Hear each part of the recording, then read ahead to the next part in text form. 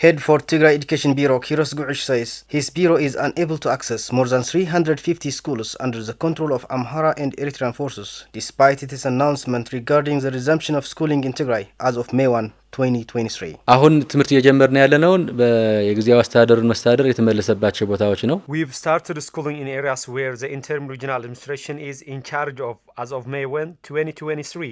As the head of Tigray Education Bureau, I want for education service to be resumed throughout the constitutional defined territory of Tigray regional state. I want IDPs to return to their homes and get all schools ready to provide education. But this is not happening. There are 199 schools in western Tigray which we couldn't access as the area is still occupied by the Amhara forces.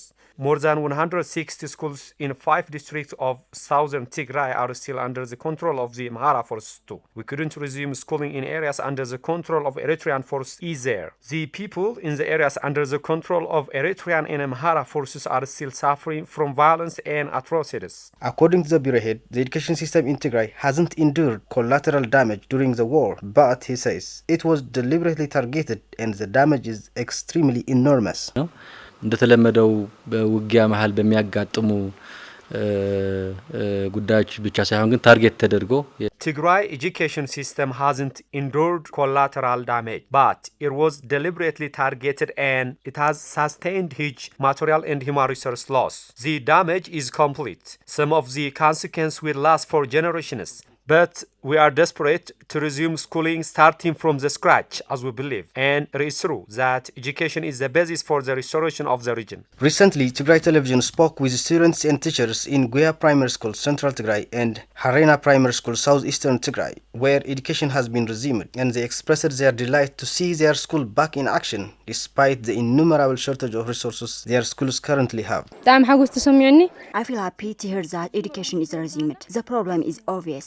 There are no chairs and other school facilities, but we are determined to learn even sitting on stones. We want to learn and contribute to the development of our country.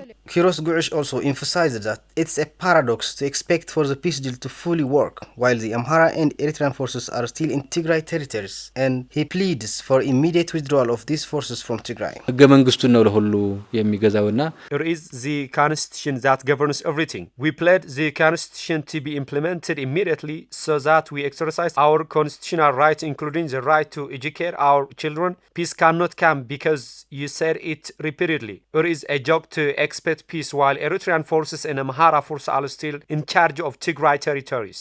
The federal government of Ethiopia and the entire stakeholders who facilitated and led the Pretoria peace deal should push to free western and southern Tigray, as well as eastern and northwestern Tigray from the Amhara and Eritrean forces.